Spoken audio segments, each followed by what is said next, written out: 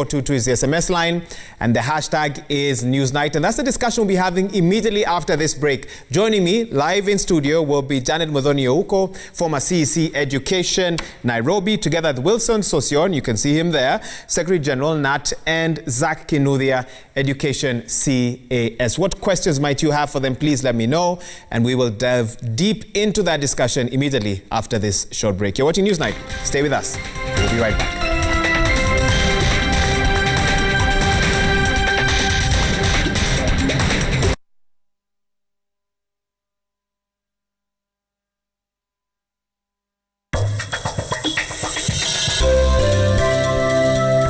This is going to get even heavier. For you, I mean. Because as of now, you are the new head of emergencies in this hospital. At this particular time, many businesses have closed. You can see we are still working. We contribute this much to God's favor and equity coming in to support us in equity. I am home. Get fresh, gotta get fresh. Down is no boom boom pow, down is boom boom pow. Smells by na uchafuzi na zibi na improve down ni protect nguo zangu na nukia niko safi. Lazima niwe fresh na down is boom boom pow. Boom boom pow, down is no boom boom pow. Smells zote na zi boom boom pow. Powerful freshness, down is boom boom pow.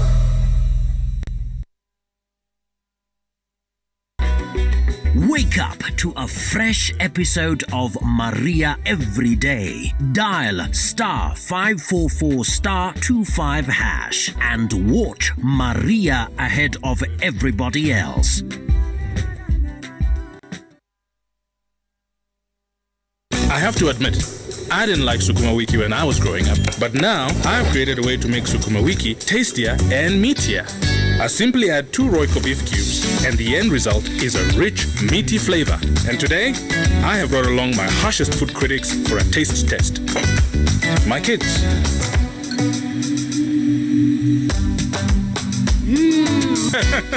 More, please. Royco beef cubes. Add 2 small cubes for a big, meaty taste.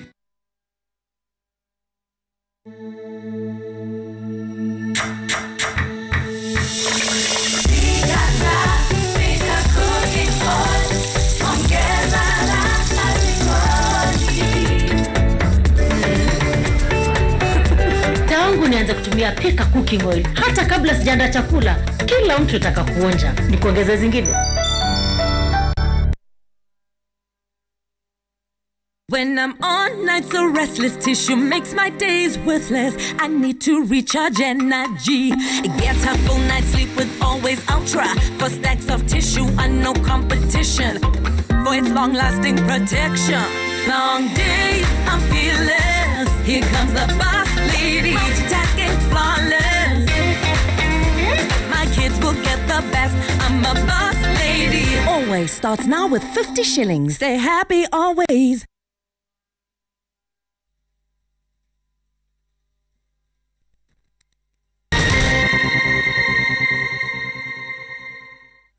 Welcome back. Many thanks for staying with us on NEWSNIGHT. We want to get into our topic tonight: schooling in a pandemic, the new calendar, the reasons behind it, and the parents' dilemma. And a lot of you are already sending your feedback, which we want to sample right now. Remember, 22422 is the SMS line. Hashtag is NEWSNIGHT. I think we start with the tweets. And this is what you're saying. Let's have first tweet up. There we go. Okay, there it is. Gabriel Oguda. Someone lost his job in the city, relocated family to the village because they couldn't afford rent and cost of living. You're now telling them they have 5 days to look for 3 months' rent to move back to a city, monthly upkeep, fare, and school fees. I guess they were asking, how will that happen? Okay. One more tweet. James Karaoke M. What will happen to kids who are schooling in private schools that are now permanently closed? Okay, maybe we can take one last one, or if not, do we have one more? Okay, this is the last tweet. Mutula Kilonzo Jr., public schools, and I believe this is the senator's Twitter handle, public schools are not prepared to handle students. No funds have been dispersed to schools since March this year. No school particularly boarding schools, will in the next 7 days procure the sanitizers and other requirements. Some decisions are too grave to be rushed. Thank you for the tweets and 2 SMSs here. Salome from Nakuru, you say, you think it's good that they have opened the schools, but they should have told us straight away the date for opening schools completely. And someone here, no name or where you're writing in from, but you say, not ready to take my son back to school, no jobs, no cash. How well are schools ready? Or after today, we'll get a call when students are sick. No, let them revisit this decision. And that's where we want to begin right now. Joining us, obviously, Wilson Sosion, SecGen, and Nat, live with us, together with Janet Muthoni-Ouko, former CEC Education Nairobi, and Zach Kinuthia, Education CAS. And Wilson Sosion, I want to start with you. What do you think informed this decision to have Form 4, Class 8, Grade 4 report to school on Monday? Yeah, the decision that has been announced is not new. The desire and plan to reopen schools has been up in the air for quite a while. And the president gave a directive that let us not discuss about when schools will open, but how.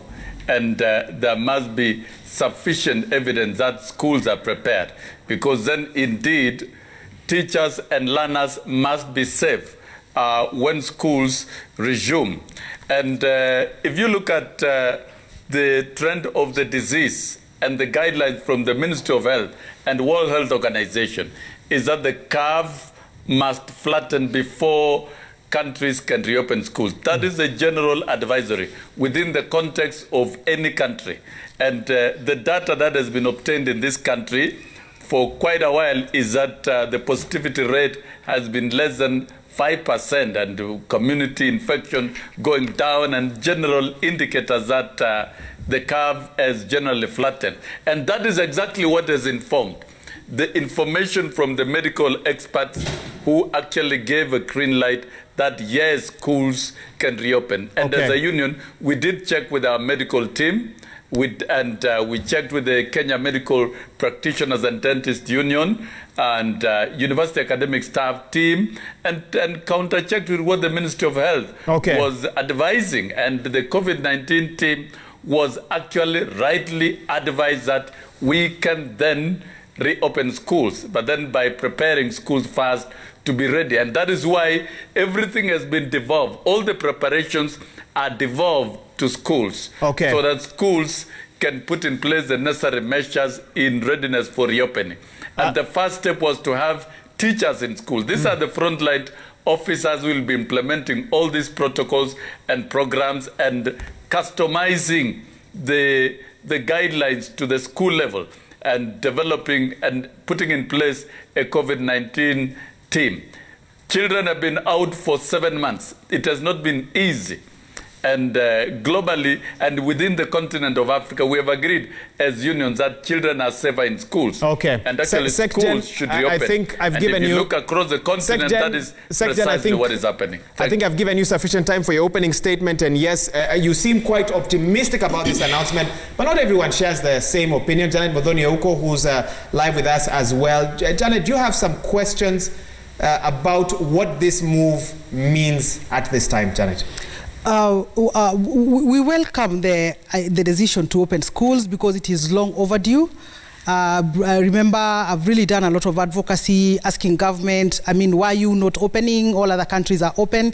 But then the critical question that really comes out is, and listening from parents, why wasn't this decision communicated last week? What is it that the government has learned overnight? So you get a feeling of a very insensitive government, sort of people that live in mass. They don't live in this country anymore. They don't know that there is a struggle that is going to be involved. As we are speaking, there is no money in schools so that the guidelines that have been sent to schools so that schools begin to prepare. The head teachers are not supported by resources, and therefore there's a very big risk of transferring this cost to parents, because that is what is going to happen. And the parents that are being transferred to this cost are those parents that have lost jobs, companies have closed down, businesses are doing badly. So I think tonight you get a feeling of a government that is not very sensitive. Yes, indeed, nobody is saying that it is not a good idea to open school. After all, we've been advocating for that. But we want to say the manner in which the communication is coming out, it doesn't look sensitive, it looks dictatorial, so that we have said, you go back to school, you have got no choice other than going back to schools. And it's really sad to listen, to parents saying that I am in Mombasa, do you know it takes 2,000 to travel to Nairobi? Do you know my child? So sort of to say, and not really to tell parents that really you need to come up with all these manner of excuses, but they're just asking government a little bit of sensitivity, and this is what we expect, because it's only the candidate classes that have opened. For the others, can we see a more responsive government that looks like you live around and like you're in touch with the people that you represent? Okay, you've raised some very important questions. It's sad that we can't quite get Zach Kinuthia on the line. Hopefully we'll get him a bit later on. But Wilson Sossion, we had you on the program, I believe, a week ago or so, and at that time you were asking about the how. And you've talked about a lot was up in the air 1 week ago. In your view, what has changed in 1 week, Sossion? No, in 7 days. Much has changed, and it's not in 7 days. In fact, the how was strongly connected even to the timing. I sit in the committee, the stakeholders committee that was geared towards the preparation of reopening of schools. And the dates had been set out, and we have indeed agreed. So the when and how are two things that must really go together now. And Wahiga, teachers have been in school for 1 week. What have they been doing? They have not been basking. They've been dealing with the how. They're in school for the 2nd week. And if you look at the World Health Organization protocol, teachers ought to be in schools at least 2 weeks prior. And all aspects of the guidelines, in fact, the guidelines, the COVID-19 guidelines from the ministry have been cascaded to schools. And the necessary preparations are expected to be undertaken at the school levels. They will not be undertaken in the media houses. They will not be undertaken in the streets. They will not be undertaken in the public rallies. They will not be undertaken at Jogo House. It shall be done at each and every individual school, checking whether there is flowing water. Wahiga, that is what needs to be checked. In every school, clean flowing water for washing, enough soap, and if that is not available, then there are sanitizers as alternatives in all public schools. And of course, the thermoguns and all other aspects that really are practical. What cannot be done, and Kenyans should not have a lot of exaggerated expectation, is achieving social distance. This may not be achieved. And so, for the last 1 week, teachers have been in schools doing the necessary, engaged with the necessary preparation and readiness to receive learners. So, really, nothing much has changed from my position. Okay. And that is a position of teachers, and that is what teachers are engaged in. Not everything will be achieved 100%, and we cannot put a rigid check that this is what I'm finding must be done on the very absolute. Yes. What I'm finding odd is that last week, at a time like this, on this program, so it is time, now that has been announced. Now that has been announced, Wahiga. In fact, we had recommended schools to reopen on 5th. Now that they're opening on 12th, we should all focus our minds and support schools to receive learners in safe circumstances. Okay, the schools must be safe. Allow me to come in. And that is what has to be done. Allow me to come in. What I'm finding odd is that on this program 1 week ago, you outlined for me why the how was still such a big issue. So many points that you shared with Kenyans about what needs to be done before we can talk about reopening schools. But today you say nothing much has changed from that conversation, and yet you are now, sort of fully backing this move. I find that confusing. I think Wahiga, I think Wahiga, you are packaging data wrongly. Even if we stayed up to January, schools may not achieve the very 100% that is required. You cannot tell us that it is difficult to avail water in schools. It is not difficult. This has to be done. and it must be done. You cannot tell us that sanitizers cannot be availed. You cannot tell us that learners cannot have masks. They must. It is not the work of teachers to provide. This is the work of the school authorities and the ministry. And they've given the date for learners to go back to school. And we've stated very clearly that the safety of learners and teachers must be ensured. And the president was very clear that there must be sufficient preparation. And while we are debating here over in the media, all this work is going on in schools. No. And we cannot wait for eternity for us to ensure that everywhere is ready. Okay. The timeline that has been given for learners to resume is Monday. Okay. Every school has a board of management.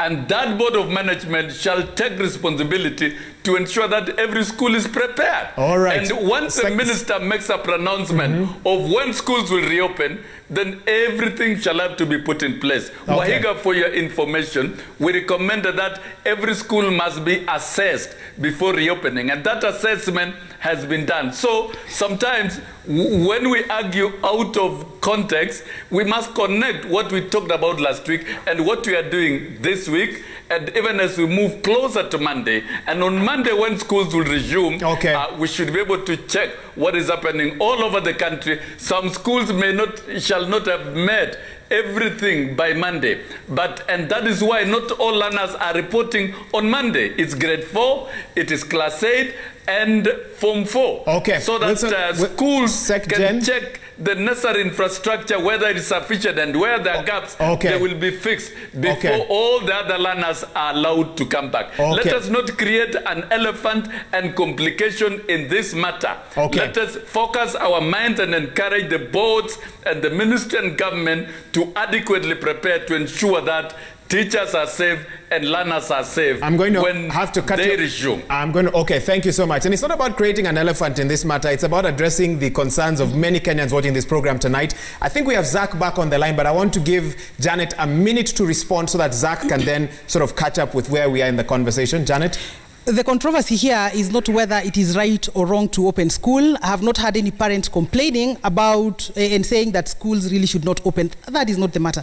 But the issue is, I hear Honorable Sosion saying that yes, sanitizers will be provided in school, there is going to be water and all that. But the question in the room is, that will become a cost transferred to the parent. It is very easy to issue a press statement to say that let schools open. But without accompanying that with money, what are you doing? You're creating barriers at school level. There are so many parents that will not be able to provide the levies that are going to be asked at school, because as you have heard Sosion say, teachers have been given guidelines. So it is as easy as ask that money from parents, send the children away so that they come with the money. And that is not what we are saying. It is a right of every child to enjoy education, and it is a responsibility of the state. Look at this contradiction.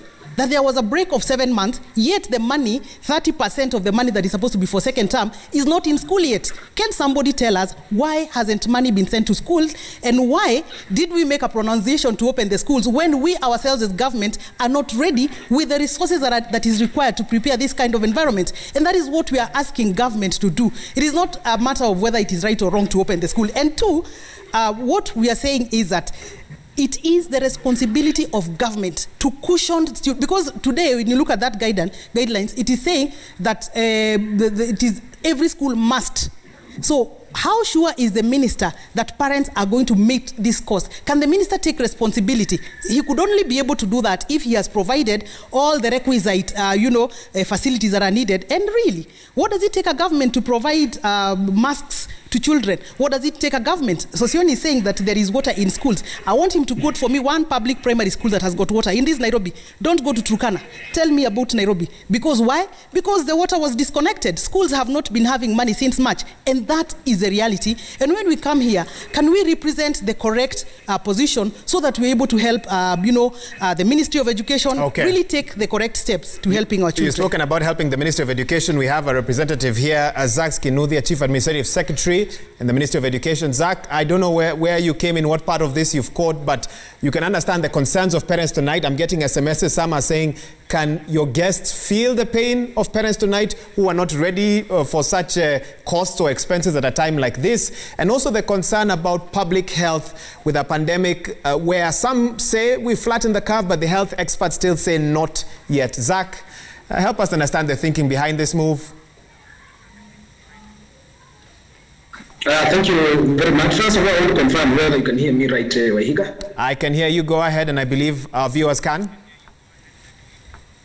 Well, I want to apologize in advance because I am at the foothills of Mount Elgon and the network is poor, not for Airtel, not for Safaricom, not for the Wi-Fi I'm using, and therefore I apologize to the viewers tonight. I may not be able to be as clear and audible. But meanwhile, we salvage what time we may have and what lack we may have in internet connection. Okay, and very good please answer the Janet question. Ouko, and a very good evening to Sosion, my colleagues in the Ministry of Serving Children from whatever capacity we do. Okay. So first of all, say that the reopening phased, as has been communicated by my boss, the Cabinet Secretary, is based on a rationale that there is no better time to open when we are dealing with a pandemic whose timelines on it can be defeated or extinguished are not known. These are uncertain times. Yet our greatest fear is the recession of knowledge for our children, the anxiety and fear and somewhat rising bitterness about children able to do examinations or any time has been provided by the ministry and government. And above all, we have also listened to the cry of Mwananchi. The government exists solely to serve the people, not to antagonize or with the people. And we know our children may not be at school, it is true. But again, they are not at home. Where are they? This is a question that the government is trying to answer by providing hope and system of reopening, which is not going to be haphazard, but which at least can provide hope. And in the next coming few days, we are going to monitor how this phased reopening, first in the tertiary, and secondly in the basic education, as has been provided today in the guidelines. Okay. And therefore, there are reasons as one that can be argued for and argued against the reopening of schools, whether full-blown reopening or the grade 4, class 8, form 4, and tertiary examination classes has been provided.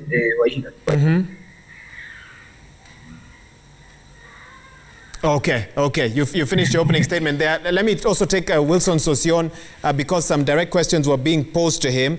And one of the questions which I actually want to bring up at this time, and I'll start with you on this one, Sosion. One of the stories that we carried tonight was about the Nairobi Industrial Area Remand Prison, which has been closed. No prisoners will be accepted there starting tomorrow, following a rise in the number of COVID-19 infections at the facility. And I can imagine when a lot of viewers were watching this bulletin tonight with candidates in their houses, they were wondering, what if that happens in the institution where I'm supposed to take my child next week? What answers would the committee that you sat in and the consultations that you had as a group provide to parents who are asking that question tonight? Sosion. I think, Wahiga, that is a valid question and a valid concern. The committee was properly advised that there is going to be a possibility of a spike or even an upsurge of the disease either in localized areas or nationally. That's a fact for sure. The virus is still here. The fact that the curve is flattened does not mean the virus has gone away. It is available, and we expect to even register 1 or 2 students who will be either affected or will have the disease just in case. So this expectation is there, and there are adequate preparations to deal with that, because for the last 7 months when children have been out, we've understood this disease, and the data is very, very clear. The most serious group of students and teachers to be dealt with and to be monitored are those with underlying issues, and those teachers above 58 years. And so the guidelines, the question you're asking is contained in the guidelines. And that is why teachers have got to be prepared so that they can understand, identify, and know when the disease indeed, in case, will be occurring, and therefore, can I interrupt you, Honorable Sosion? Kenyans should not imagine that schools. Kenyans should not imagine that schools will be free from this disease. Okay. This disease might occur, and when it occurs, every school has been linked to a health facility, and so indeed nobody should fear. Our health network in this country, and I want to believe even as we talk now, every school and the school management have linked their school with the nearest health facility. Just in case of any outbreak, then they should raise I want to alert. ask you a question that has to do with a particular scenario. Let's talk about what could happen over the next couple of months. Imagine a class that has about 30 pupils, right? In the morning when they were tested, everybody's temperature was fine. After break time, when they come back, 1 or 2 students have a higher temperature than what is, the normal. At that point, what should happen? Should the student or students or pupils that had high temperatures immediately be moved to a quarantine center? Is there a quarantine center in that school? Should they be taken to a facility? What happens to those they were in touch with, the surfaces that they touched? Are those guidelines you're speaking of providing step-by-step instructions for scenarios like that in schools across this vast country of ours? Indeed. The very clear step-by-step instructions that you'll have to monitor the symptoms and signs of all learners. If a child comes with a running nose or fever, you'll have to test and you'll have to check all the learners. And that is why there is linkage to a health facility. Whenever such an occurrence comes up, then the matter is taken over by the health personnel. So there'll have to be a very strong collaboration between the schools and the health facilities. And that is why in the morning, you have to check the temperatures of all the learners. And if suddenly others will develop fever or signs of any illness, not just COVID, any form of illness will be reason enough to raise an alert. And that is why I am telling Kenyans, teachers will be doing more health caring alongside with teaching than before. So this is going to be a very strange reopening of schools, because we shall have to monitor the health situations of learners from time to time. And should we have indications of fever, not necessarily because of COVID, any form of indicators of illness, nobody should risk. And there are very clear guidelines to this. And teachers have been taken through these guidelines. We want to believe, and we believe they're going through these guidelines, they're internalizing, and that is why right from the beginning, we argued that there must be training and preparation of teachers before schools resume, because this disease will not go away. If a child turns out to be sick at midday, and there are clear indications of COVID, how would you handle the rest of the schools? And that is why there is what we call psychosocial support of the rest of the learners. This has to be managed so that we also don't raise a lot of tension and suddenly create anxiety and close down schools. We have to negotiate with this virus and try to accommodate and continue living with this virus. So this culture of instilling fear of the schools are not prepared, we will never ever be prepared. And I've told you, Waiga, one aspect that the global community has not succeeded in schools is to enforce social distance. So really, in terms of monitoring learners, I think teachers have been prepared through the guidelines and linked with the health facility, because teachers are not medical experts. You'll have to refer every other learner. You don't need even to wait for the family. And thank you. And the next of kin. There must be that serious connection. Thank you so much for that. I'm interrupting you because we do need to take a break, but a lot more questions that are coming in. Some are asking, what about the teachers themselves? Some of them over 60, some of them possibly with comorbidities. And as they are concerned about the learners, should they also be very concerned about themselves? Those are some of the questions we'll be looking at. And also, how did we utilize as a country the 6 months that we had when pupils and students were out of schools to prepare these facilities? Those are some of the questions that I'll be asking my panelists when we come back. You're watching NewsNight. Stay with us. Remember, 22422 is the SMS line. Hashtag is